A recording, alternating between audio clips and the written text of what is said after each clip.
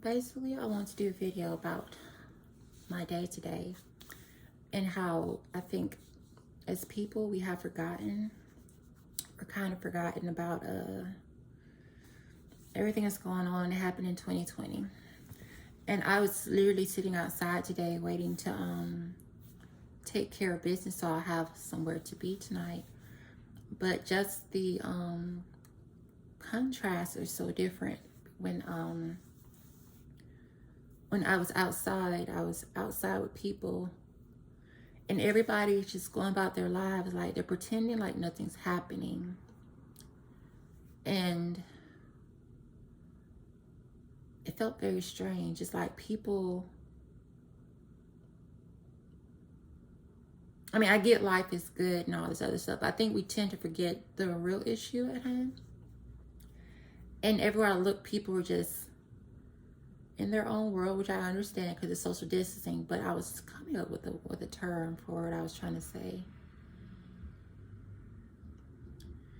I can't think of it right now, but I just know that this video makes me want to talk about how people are homeless. Anybody can be homeless.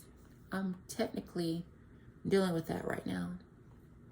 And to go from having nowhere to be out in the cold and it's windy and just having something, it's very scary. I didn't want to forget the moment. I was, like I said, I was sitting outside and I was experiencing this, and there are people who are out there who are homeless, you know. And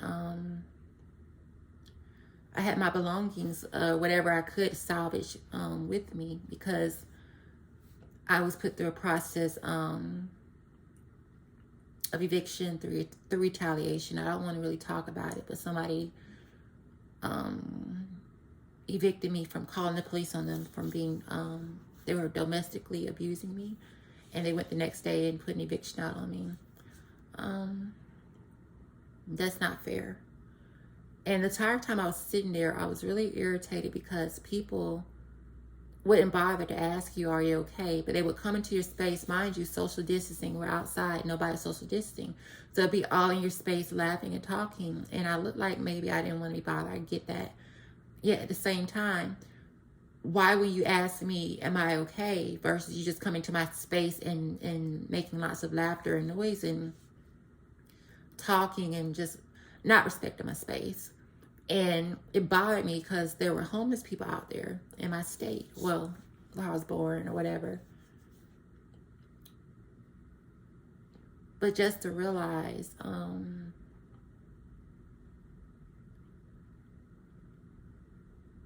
how easy it is for anybody to be homeless.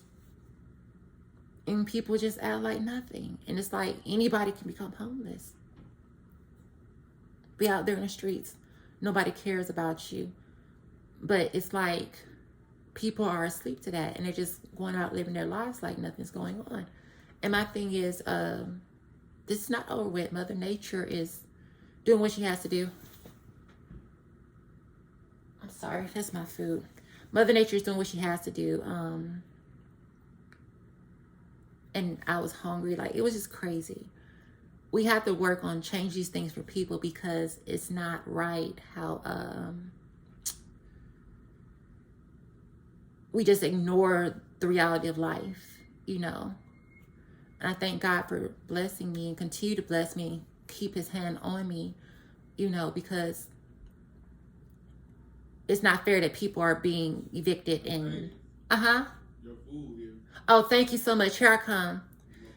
I got it. I stand by the door. Oh, thank you so much. Thank you. He was so nice of him. But people are being evicted and it's not fair. You know, people are homeless and we just act like nothing's going on, you know? We just act like they act like they're not affected, like they're pretending to. This is what I was going to say. He's so sweet. Thank you, God, for my angel. I was sitting there with my luggage and my bags and stuff, and I realized how hard everyone is working to hide their bags and their luggage.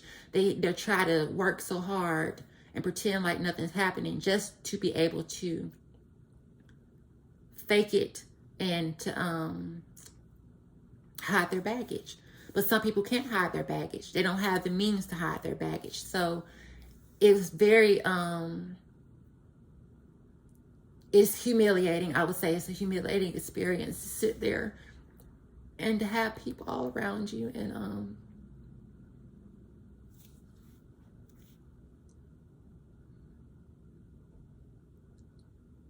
everybody living their life. But there's people out there in the street who are homeless, and they're homeless tonight. And it's a scary feeling because, like, if you don't have anybody to help you, you're out in the street. And like I said, I'm down here in Georgia, and I was sitting out there. You see the plane banners drop, flying over in the sky, saying vote for Ossoff and to vote for Warnock.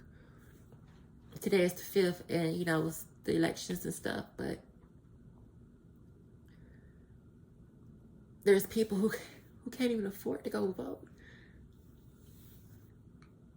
And it was just a very scary experience how close homelessness can happen to just anybody.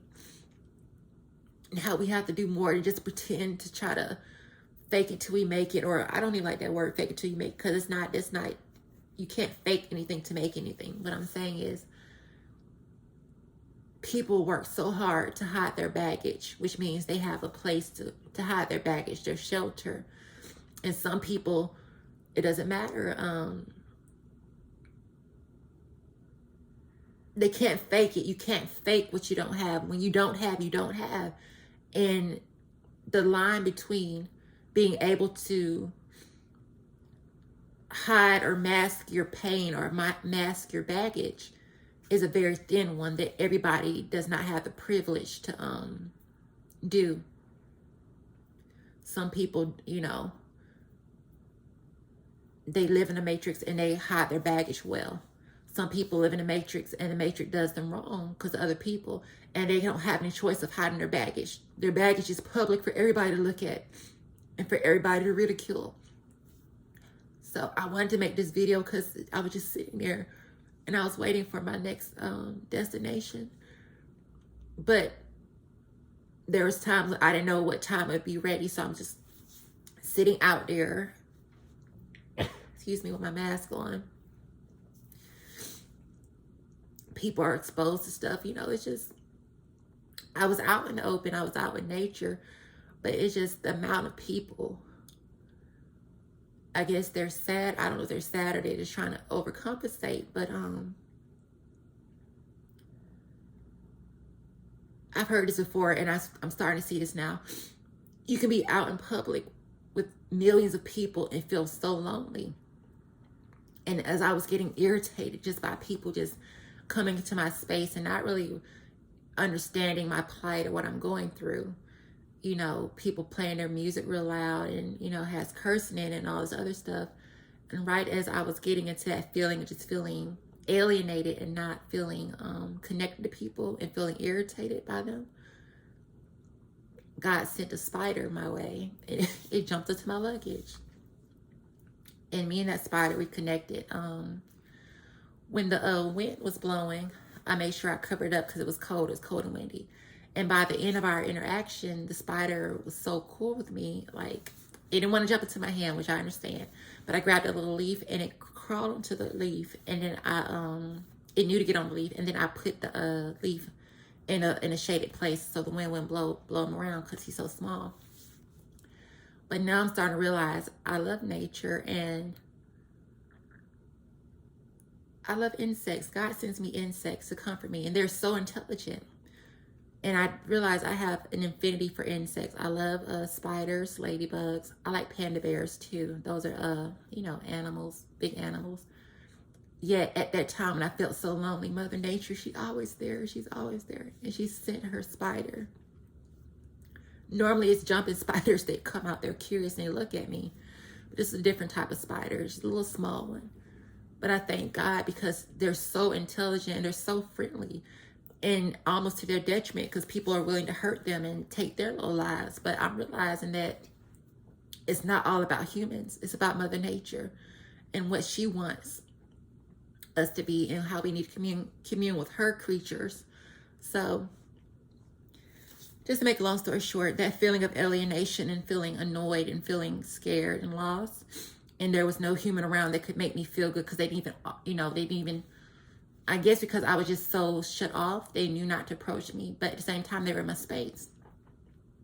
It's like, I thought about it this way. I'm like, you're easy to spread your virus, but you don't ever care to try to help a person deal with it. They will spread their COVID to everybody, but don't care to help the person get through the process. And lots of people are that way. They love to be in your space, but they're not there to help. So I just had made that video because there was a guy that was sitting kind of around about behind me, and I could tell he was homeless. I didn't even look at him. I just heard him, and I heard him cough, and he sounded, just from the way he sounded like he didn't have a home. It's an African-American man. And it's down in Atlanta, like I said, where we have a history of civil rights and slavery going on, and we're being pushed out by whatever politicians come into our state. But my own state, I don't have room for myself in my own state. But anyways, I'm about to go check my food, and I think I have another one coming. But I just had to make that video because I couldn't let the day go by. And this is election day. We're dealing with elections where they put on so much money for these politicians, but we have homeless people in our city.